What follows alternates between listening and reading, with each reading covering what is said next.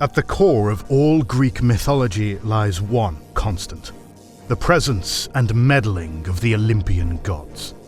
This extended family of wildly different characters represented the elements of nature and concepts of Hellenic society that the ancient Greeks deemed to be of most importance to their lives. Many will know that there are 12 Olympians in most lists, but each of them have a unique origin story and realm over which they ruled. In addition, many other minor deities were instrumental in the everyday life of Olympus, the mountain palace where the gods spent their everyday lives. Thus, before we start discussing more myths from ancient Greece, we must introduce this large family in all its glory and complexity. Who were the Olympians? What realms did they rule over? And what are the origins of each divinity famous from Greek mythology? Welcome to our second episode on Greek mythology, focusing on the structure of the Olympian pantheon. The Olympian gods possess unique characteristics in Greek mythology that distinguish them from mortal humans. Olympian gods are said to have golden blood, with magical abilities called ichor. They are also said to have special foods that give them immortality, such as nectar and ambrosia, which literally means deathless food. The Olympians live in their own palaces on Olympus, as well as in unique places within their realms, such as Poseidon, who lives in a sea palace, and Artemis, who roams with her companions in the forest. Despite being gods with major responsibilities, they have very human and flawed personalities, evident in their bouts of envy, lust, or rage. This is one of the foundations of Greek mythology, that supernatural forces act not with wisdom, but with indifference to the lives of mortals. This is important, as it explains the why behind many of the myths we will learn in this series. The head of the Olympian family, and king of all the gods, is Zeus, god of lightning, the sky, and the laws of humanity. Zeus is a mighty and powerful deity, as he is the one who started the Titanomachy and defeated his father, Kronos. Zeus rules over Olympus, and his word is law, a law which no one who has defied has ever survived. His rule over the world involves him controlling storms and thunder, as he controls the lightning bolts he got from the Cyclopes in the previous episode. His role as king of the gods also means that he presides over the lives of mortals. Zeus is said to have two large amphorae that he opens, with one sending fortunes and the other sending tragedies in mortal lives. His divine realm also includes social norms like sacred hospitality, which the Greeks held and still hold in high esteem. This is because in ancient Greece, Zeus was said to disguise himself as a mortal, and thus he could be anyone knocking on a Greek's door asking for food or shelter. Another important part of Zeus's life is his many affairs with both mortal and divine women, much to the dismay of his consort, Hera. Zeus can be a temperamental god, throwing frequent bouts of rage, much akin to the lightning he controls. This rage, alongside his lustfulness for affairs, is the vehicle of many Greek myths. Zeus had 7 wives in the Theogony, but his 7th wife is the most important one. That wife is Hera, the goddess who protects women, the family, and the bonds of marriage. Hera is not only Zeus's wife, but also his sister and one of the elder Olympians. Hera lives alongside Zeus in Olympus, and the two are a notoriously difficult couple due to Zeus's constant infidelity. Her sacred symbol is the peacock, whose eyes are said to be from her beloved guard dog, Argos. Hera is often seen as overly jealous, but part of her rage against Zeus's mistresses is not because of simple pettiness, but due to her sacred role as the goddess of marriage. However, she can still be as cruel to mortals as her husband is. Hera appears in many myths as a rival to many demigods who are Zeus's children, or even as a patron of some heroes like Jason. She also often appears to defend the institution of marriage when a hero misbehaves, such as when Jason betrays his first wife, Medea. Poseidon controls the seas, and spends most of his life there, as we saw in our previous episode. However, this isn't his only pursuit in life. Poseidon controls sea storms and earthquakes. He also has the horse as one of his sacred animals. From his palace in the depths of the sea, he controls and regulates how the seas work. As rageful as any other deity, Poseidon has caused major disasters for many heroes with his power over the seas, like the hero Odysseus. Poseidon also had multiple affairs with mortal women, much like his brother Zeus. In fact, the hero Theseus is his son in some of these myths. For the ancient Greeks, he was the one to pray to when traveling in the Aegean and Mediterranean seas, and his protection was sorely needed when storms arose. One of the most active junior Olympians is Athena, goddess of wisdom, the crafts, the olive tree, and just war. Athena is the daughter of Zeus and his first wife, Metis. In the Theogony, Zeus swallowed Metis after the three fates foretold that she would eventually bear a son who would overthrow him. Zeus lived in peace until a massive headache caused him to wail in agony. He called Hephaestus, who smacked his head with a giant axe, and from Zeus's wound sprang Athena in full body armor. Athena has no interest in romantic affairs, preferring to guide heroes to their success in heroic affairs. She also was the patron goddess of the city of Athens, a feat she achieved after winning a contest with Poseidon over who should be the city's main deity. When the Athenians asked for a patron, both of them gave the city a gift. Poseidon gave Athens a saltwater spring, but Athena created the olive tree, which is also her symbol. The Athenians, preferring the olives, went with Athena. Athena is important for her support of crafts, as well as her ability to counsel and help heroic men in times when they needed more brain than brawn. Apollo is another junior Olympian who was notoriously active in Greece. Apollo was the son of Zeus and the Titaness Lito, who was forbidden by Hera to give birth anywhere on Earth. Lito managed to find an island called Delos, which was not bound by Hera's oath, and gave birth to twins. The younger one, Apollo, became a young warrior who had prophetic powers. In his travels around Greece, Apollo came across a giant monstrous snake named Python. Using a golden bow and arrow, he slew the mighty beast and founded the Oracle of Delphi, Greece's most important prophetic services center. Apollo is the god of light, but also the god of music, and he plays wonderful tunes and melodies with a lyre he was given by his younger brother Hermes. Alongside his sister Artemis, he is also a notorious bringer of sudden death and diseases, a fate he bestowed upon Greek troops in the Trojan War, and against the children of a queen named Niobe, who insulted their mother. Much like his father Zeus, Apollo was also rather promiscuous. He had many lovers, both men and women, each of whom had their own unique stories. For instance, the nymph Daphne rejected him, was chased by him, and was only saved from him by being turned into the Daphne flower. Overall, Apollo is illustrious, but often reckless.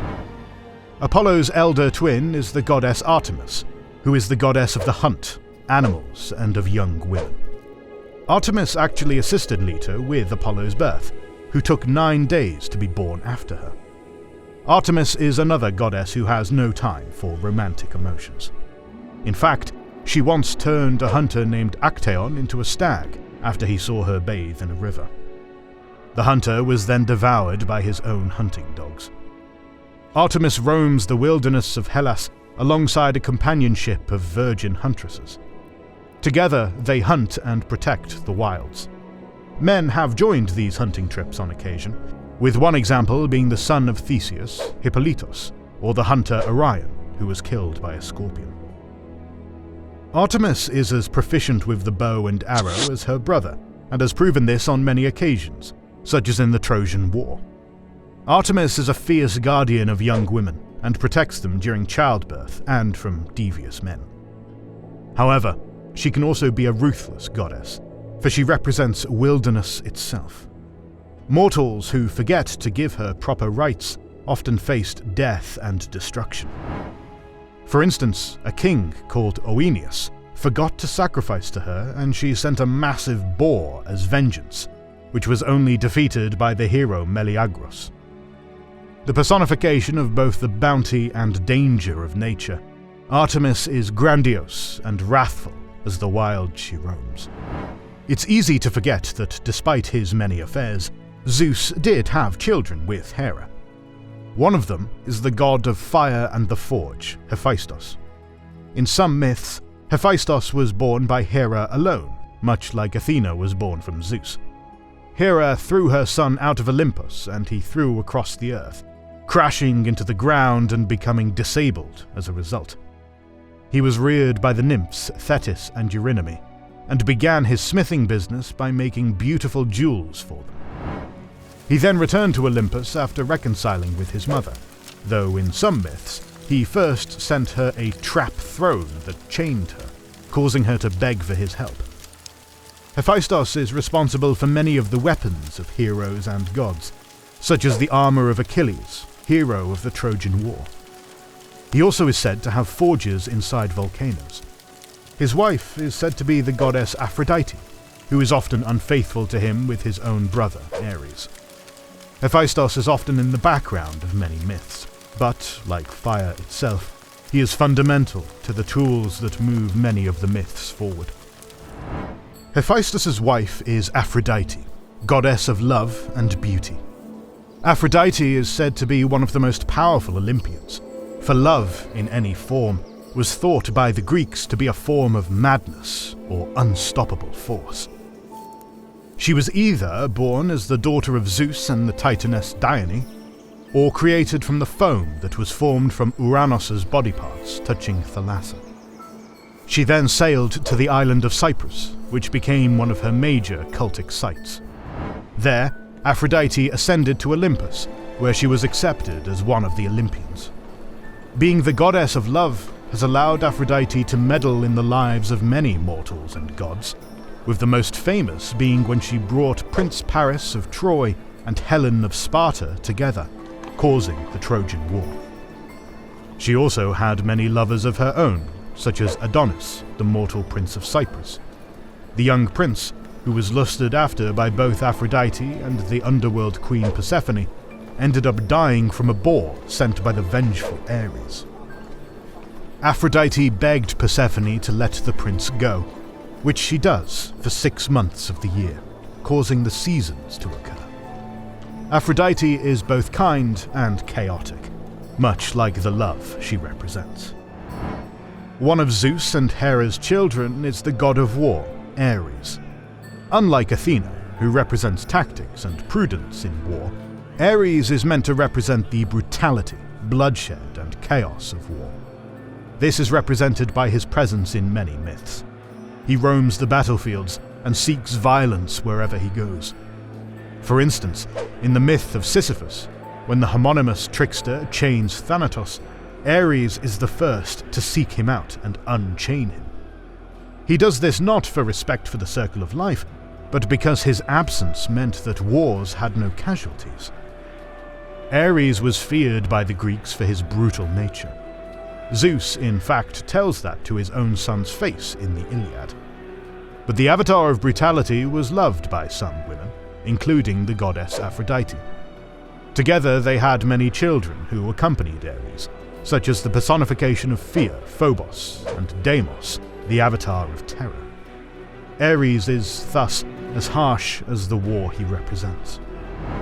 Besides Hera, there were other elder Olympian women. One of them is the goddess Demeter, who controls the harvest. Demeter is the goddess who brought agriculture to humanity, and had many important groves in ancient Hellas.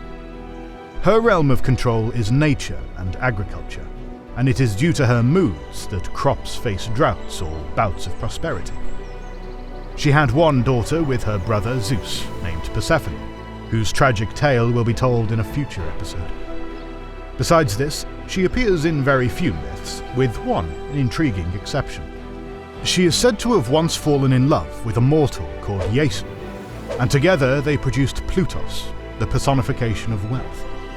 Demeter has many symbols, usually flowers and crops. While not as visible as other deities, Demeter was indispensable for the ancient Greeks due to her powers and her ability to give them food to eat. One of the youngest Olympians is the god Hermes, who is the protector of merchants, travelers, and the messenger of the gods. He is also a psychopomp, as he takes the souls of the dead to Hades. Hermes was born of Zeus and the nymph Maia, and as soon as he was born he was up to no good. The mischievously divine infant escaped the cave of his mother and bumped into a tortoise. He killed the tortoise and turned it into a lyre, before stealing some of the sacred cattle of his older brother Apollo and cooking them up for himself. Apollo discovered this and chastised his baby brother, but the latter gave him the lyre, and the two made amends. Hermes was important because in many myths, he was the main messenger between the mortals and the gods. He also was a trickster deity. For instance, he killed the giant Argos by boring him to sleep and then slaying him. Hermes had many children, conceiving the intersex deity Hermaphroditos with Aphrodite and siring one of Odysseus' ancestors. His industriousness and activity made him a very important god in ancient Greece, which was built on trade and commerce that he protected. The last Olympian is Hestia, goddess of the hearth, though it is said that she gave up her seat on Olympus to give it to Dionysus, the god of wine. Hestia is an elder Olympian and a sworn virgin, much like her nieces Athena and Artemis. Thus, she is one of the three goddesses Aphrodite has no power over. Hestia protected the hearth and home, as well as the institutions of the Greeks' communal homes, the polis. She always received the first sacrifice. Besides this, very few myths about her in detail have come down to us. Besides the Big 12, there were many other minor Olympians dwelling in the luxurious palaces above. We will mention a few here that weren't mentioned in this or the previous episode. Many of these Olympians are, according to Hesiod, born of Zeus and the 7 wives he took. After Metis, Zeus married the Titaness Themis, who produced 2 sets of triplets, the Horae, or seasons, and the Morai, or fates. The Horae are Eunomia, Dike, and Eurine, who represent good law, justice, and peace. The Moirai control the fates of humans, and are called Cloto, meaning the spinner, Lachesis, meaning the allotter, and Atropos, meaning the unbending. Zeus's 3rd wife was Eurynome, an Oceanid who bore the 3 graces, Aglaea, Euphrosyne, and Thalia, a triad of beings who produce happiness and joy in human lives. Zeus next produced Persephone with his sister Demeter, and afterwards he married the Titaness Mnemosyne. Together they had the 9 muses who patronized the arts, Calliope for epic poetry, Clio for history, Polyhymnia for hymns, Euterpe for flute music, Terpsichore for dancing, Erato for lyrical poetry, Melpomene for tragedy, Thalia for comedy, and Urania for astrology. Then came Lito, and finally Hera. Besides Hephaestus and Ares, the final couple had Hebe, goddess of youth, and Eileithyia, goddess of childbirth. There is also the cupbearer of the gods, Ganymede, a mortal who was kidnapped by an eagle-shaped Zeus and taken to Olympus. There are other minor deities representing nature like Aeolus, the king of the winds, but covering them all is not within the scope of this video. As we have seen, the Olympian family is massive and diverse. Each of these deities was involved in various myths, many of which we are planning to tell. There are many others who are important that we have not discussed, like Hades, Persephone, or Dionysus. Thus, Greek mythology is far more than the sum of the Olympian parts. But it is the Olympians who are the most worshipped and the most esteemed. Like any family, the Olympians have their dramas and low points, and they also have happy and cheerful moments. These moments are how Greeks explained many natural and cultural phenomena, as well as many of their most important myths. The gods of ancient Greece were active in mythology. messing with and helping mortals based on their equally human whims. This is what makes Greek mythology both unique and so gripping. More videos on Greek mythology are on the way. In the meantime, we are planning to cover the battles of many other fantasy, sci-fi, and space opera universes, so make sure you are subscribed and have pressed the bell button to see them.